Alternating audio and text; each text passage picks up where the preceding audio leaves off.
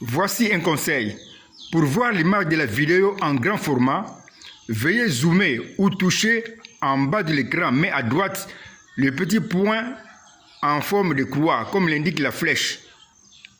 Je répète ceci. Pour voir l'image de la vidéo en grand format, veuillez zoomer ou toucher en bas de l'écran, mais à droite, le petit point en forme de croix indiqué par la flèche. Bien sûr, tout dépend aussi de la marque du portable. 17.9 est le plan de salut d'Israël et l'Église. Dans cette vidéo, je me présente comme l'auteur de ta Bible qui a prévu le plan du salut, mais que j'ai écrit dans le corps de Christ qui était mort des jours et qui avait reçu la vie au 3e jour, dans lequel j'avais caché mon véritable nom qui n'est pas du tout Jéhovah. Voici le chemin de mon tabernacle dans lequel j'ai démontré dans la vidéo 17.9d que je serai mort des jours et je vais ressusciter au 3e jour, comme le montre le dessin en bas. Nous voyons dans le chemin du tabernacle le corps de Christ qui est étalé au niveau du bassin d'eau et aussi au niveau de l'autel, comme le montre le dessin clairement. Au 1er jour, nous sommes au parvis. Le corps de Christ sera mort. Au 2e jour, nous sommes dans le lieu saint. Le corps de Christ sera encore mort. Mais au 3e jour, nous sommes dans le lieu très saint. Le corps de Christ a reçu la vie à l'ouverture du 3e jour, c'est-à-dire au commencement du 3e jour, qui est ici représenté par l'ouverture du voile. Selon la façon de voir les hommes, les 3 jours sont bien différents. Les hommes ont vraiment raison. Je leur donne 10 points sur 10 pour leur façon de voir les choses qui sont différentes. Mais selon ma façon de voir les choses qui sont différentes, parce que je regarde toujours à une même chose qui appartient aux choses qui sont différentes, les 3 jours bien différents concernent le même Messie que je suis. Le même Messie devient un signe de liaison. C'est-à-dire le pasteur signe de l'unité qui unit les 3 jours comme ci après. Nous voyons un schéma qui montre l'unité du 1er jour des morts, du 2e jour des morts et du 3e jour des vies. Nous venons de trouver un schéma de prophétie, mais qui représente le plan du salut de celui qui va porter le péché.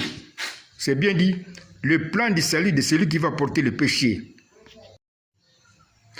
Ce plan du salut concerne Christ qui va porter le péché qui donne la mort, et Israël et l'Église qui vont aussi chacun porter le péché. Quand je t'ai enseigné ceci, j'ai appelé ce plan le plan 1 des 3, parce que c'est le plan qui donne la vie aux pécheurs seulement au 3e jour. Ce plan de salut s'applique sur le corps de Christ qui a porté le péché qui donne la mort, sur Israël qui a porté le péché d'avoir tué son propre Messie, sur l'Église qui va porter le péché d'avoir abandonné la doctrine des 12 apôtres qui est la parole révélée par Dieu et donnée à l'Église au jour de la Pentecôte. Voici ce qu'il y a quand nous appliquons le plan de salut qui a 3 jours au Messie qui va porter le péché qui donne la mort. Nous avons sur le chemin qui montre l'unité du 1er jour de mort, du 2e jour de mort et du 3e jour de vie. Sur le chemin des prophéties qui nous donne ceci, comme prophétie que nous lisons en bas.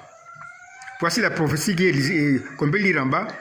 Le Messie qui va porter le péché qui donne la mort sera mort au 1er jour, encore mort au 2e jour, mais recevra au 3e jour la vie qui est son esprit et sa puissance de résurrection. Voici ce qu'il y a quand nous appliquons le plan de celui qui a 3 jours à Israël. Je t'ai enseigné ceci.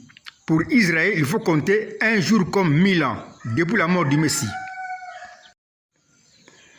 Voici alors le chemin qui montre l'unité du 1er jour de mort pour Israël, du 2e jour de mort pour Israël et du troisième jour de vie pour Israël. Nous lisons la prophétie en bas. Israël qui va porter le péché qui donne la mort, d'avoir tué son propre Messie, sera mort au premier jour de 1000 ans. Encore mort au deuxième jour de 1000 ans, mais recevra au troisième jour de 1000 ans la vie. Quand alors, mon chéri 4 bâtonnets, Israël va-t-il recevoir la vie? Nous revenons au schéma du tabernacle qui présente mes 2 jours de mort, comme ci-après, pour voir aussi les 2 jours de mort d'Israël. Dans le premier schéma du tabernacle, je montre ici le premier jour de mort du Messie. Nous voyons le Messie qui est mort au numéro 1. Au deuxième jour, nous avons aussi le Messie qui est mort au numéro 2. Au troisième jour, au numéro 3, nous avons le Messie qui est vivant au troisième jour. C'est la même chose aussi pour Israël qui doit suivre le même schéma. Pour Israël, il faut compter 1 jour pour 1000 ans. Au premier jour de 1000 ans, Israël sera mort, comme on le voit au numéro 1. Au deuxième jour de 1000 ans d'Israël, Israël sera encore mort, comme on le voit au numéro 2. On voit Israël qui est étalé au niveau du bassin, au niveau de l'autel de sacrifice.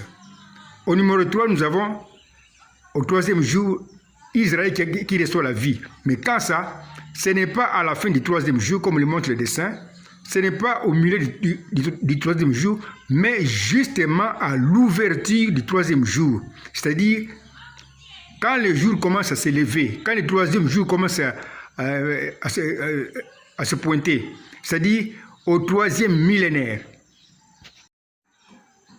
Au troisième jour, c'est-à-dire au troisième millénaire depuis la mort du Messie, mais exactement à l'ouverture du troisième millénaire qui est représenté par l'ouverture du voile. Comme confirmation qu'Israël recevra la vie au troisième jour, Osée 6 dit « Venez et retournons à l'Éternel, car il a déchiré, mais il nous guérira. Il a frappé, mais il bandera nos plaies. » Verset 2, « Il nous rendra la vie dans 2 jours. Le troisième jour, il nous relèvera devant lui. » C'est-à-dire que je vais restaurer mon Israël qui sera alors vivant ou plein de vie dans ma présence. Israël recevra la vie après 2000 ans depuis la mort du Messie que je suis. C'est bien ce que Israël chante dans son hymne. Son espoir, c'est après 2000 ans.